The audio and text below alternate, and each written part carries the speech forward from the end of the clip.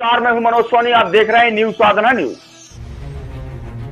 हमेशा सुर्खियों में रहने वाले बागेश्वर बाबा एक बार फिर अपने विवादित बयान को लेकर फंसते नजर आ रहे हैं। बागेश्वर बाबा ने पहले महाराष्ट्र के संत तुकाराम के ऊपर विवादित बयान दिया, फिर साईं बाबा के ऊपर विवादित बयान दिया और अब है वंश के राजा सहस्त्रबाहु पर एक विवादित बयान देकर बागेश्वर बाबा धीरेन्द्र कृष्ण शास्त्री ने बखेड़ा शुरू कर दिया है।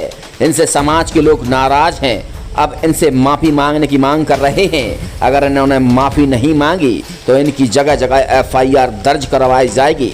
आखिर बाबा बागेश्वर ने है वंश के राजा के लिए क्या बयान दिया था, जरा इसको सुन लें, फिर आपको बताते हैं कि किस तरीके से बाबा बागेश्वर का विरोध शुरू हो गया है। सहस्त्रबाहु जिस वंश से था उस वंश का नाम था है वंश।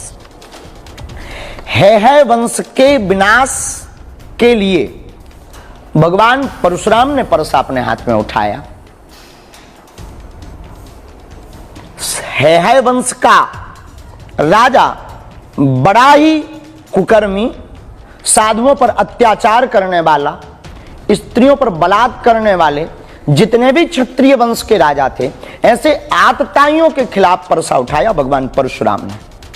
और शास्त्र में कहा है परित्राणाय साधूनाम विनाशाय च दुष्कृताम। साधु का काम ही है दुष्टों को ठिकाने लगाते रहना।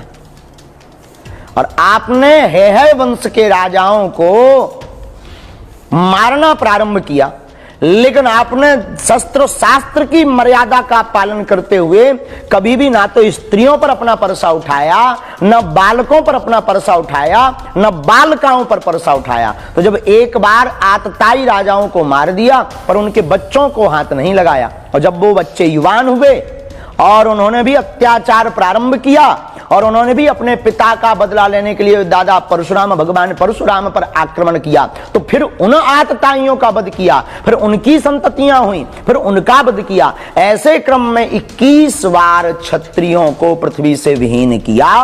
उन क्षत्रियों को जो बड़े ही दुष्ट प्रवृत्ति के थे, जो है बड़े निर्मम थे, जो बड़े ही बेकार वृत्ति के भाव के थे, ऐसे क्षत्रियों का वध भगवान परशुराम ने किया 21 बार। इससे सिद्ध होता है भगवान परशुराम क्षत्रिय विरोधी नहीं थे।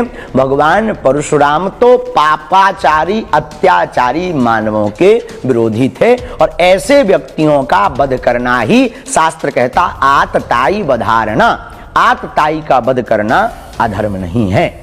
इसलिए भगवान परशुराम बहुत ही पूजनीय और सभी सर्व समाज के लिए पूजनीय, केवल ब्राह्मणों के लिए नहीं, सर्व समाज के लिए पूजनीय है। उनका परसा केवल ब्राह्मणों के लिए नहीं उठा, उनका परसा समस्त चराचर में रहने वाले जीवों के कल्याण के लिए उठा है। इसलिए भगवान परशुराम केवल एक विशेष जाति समुदाय तक सीमित नहीं है, भगवान परशुराम सभी के लिए हैं। बागेश्वर धाम के बाबा धीरेन्द्र कृष्ण शास्त्री के इस विवादित बयान के बाद राष्ट्रीय अध्यक्ष है वंश क्षत्रिय महासभा ने विरोध दर्ज कराते हुए कहा है कि अगर इन्होंने माफी नहीं मांगी तो जगह जगह FIR दर्ज कराई जाएगी, कड़ा विरोध किया जाएगा।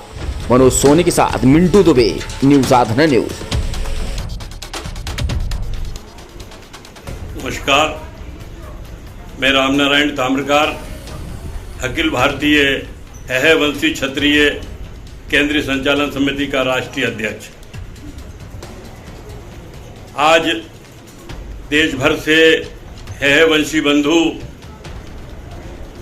कथावाचक धीरेन्द्र शास्त्री के एक वीडियो को लेकर नाराज हैं। देश भर में उनके खिलाफ असंतोष बना हुआ है।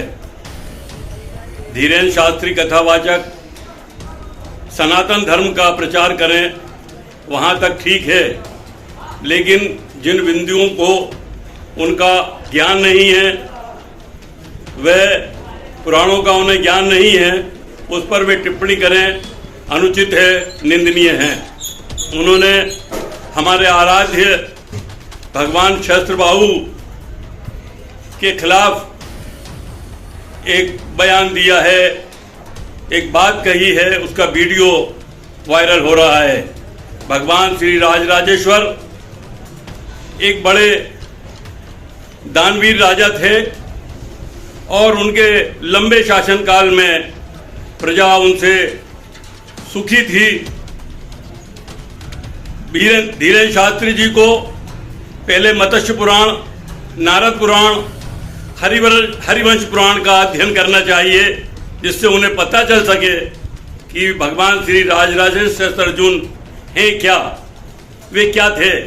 आपको इस तरीके से, अनुचित तरीके से बलात्कारी, राक्षस और आदि आदि तरह के शब्दों का उल्लेख करके आपने पूरे हैवंशी क्षत्रिय समाज की निंदा की है, उनको दुखी किया है। मैं आपके वीडियो में आपके द्वारा कही गई बात का घोर निंदा करता हूं और आपसे अनुरोध करता हूं कि आप तत्काल माफी मांगे, अन्यथा पूरे देश में आपके खिलाफ FIR दर्ज करके हम कार्रवाई की मांग करेंगे। धन्यवाद। जय हिंद। एक सफल और सुरक्षित भविष्य के लिए आज ही संपर्क करें कृष्णा यूनिवर्सिटी, सागर रोड, छतरपुर। इस खबर के प्रायोजक हैं होटल 7B, नौगांव रोड, विशाल मेगा मार्ट के बगल में।